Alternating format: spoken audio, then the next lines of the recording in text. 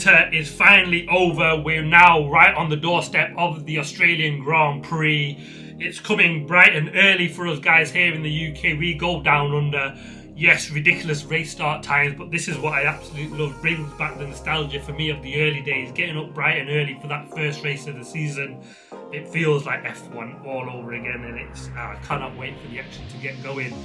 It's the early start again, FP1 on the Friday, 1:30, FP2, 5 a.m, qualifying on the Saturday at 5 a.m, FP3 at 1:30 a.m, and we've got the race on Sunday, 4 a.m. start for us guys here in the UK.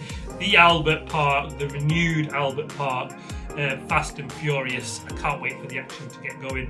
For 5.2 kilometres this circuit, 58 laps, 2 DRS zones down to turn 1 and turn 9. It should be an absolute cracker, and who knows who's going to do what in this race. I mean, last time out, Carlos Sainz won it with an appendix. He's not in the Ferrari this time round, but can he do some magic in that Williams? Let's see him find out. It's the softest in the range for the Pirelli tyres this time out. Strategy call, it's 2-stop. Potentially now, could see the odd 1-stop depending on the weather.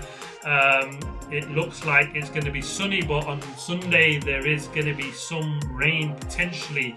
Let's see how that affects, and will we see mixed conditions and therefore get an ultimately surprise race winner on the first race of the season to just absolutely blow this season up. It's already so hyped to be absolutely fantastic, because like we saw towards the end of the season, all the cars sort of really converging. We didn't know who was going to do what. Qualifying was spectacular, and the races, well, yes, we kind of got some of the usual race winners, but we got some big surprises, and I'm not expecting much difference here this weekend. For predictions for qualifying, I'm going to go for Charles Leclerc on pole position.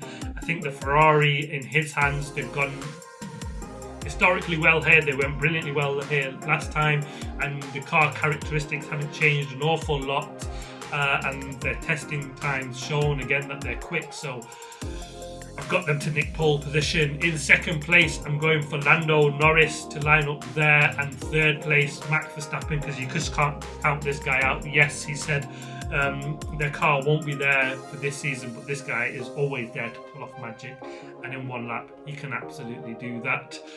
For the race, I've got Lewis Hamilton to take the win on debut for Ferrari, out of the top 3 in qualifying, but to just pull off in these changeable conditions. Will he just make that right call and get that win for him in first place?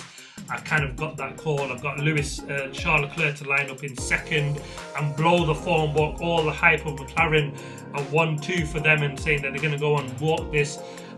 Someone's dog barking there, but let them have that bark, because it's going to be Ferrari 1 and 2 in the race for me. And in third place, I'm going to go for Lando Norris. I think it'll be a good performance from the Williams. I can't wait to see Carlos Sainz in that, and I think it'll be a good weekend for him, and a bad race weekend for the Sauber. Easy to say that one. I thought I'd just get that in there. First race weekend predictions. Who knows who's going to do what?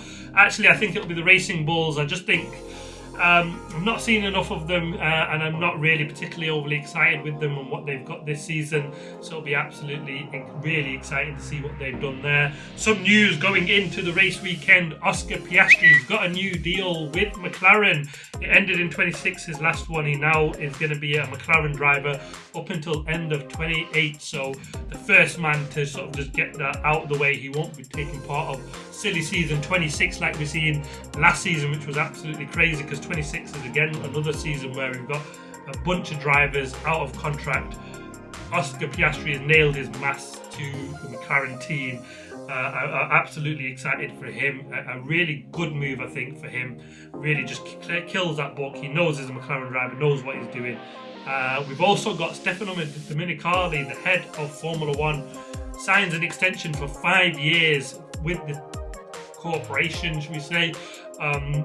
Again, he's done tremendously well in this, hasn't he? Overall, the brand of Formula One has grown.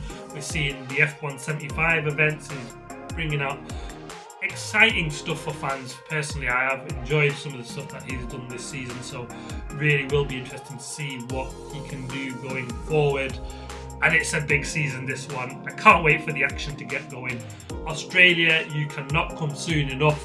Thanks for watching. Please like, subscribe and comment, and as always, watch out for the qualifying and race review. Let the action commence. See you then.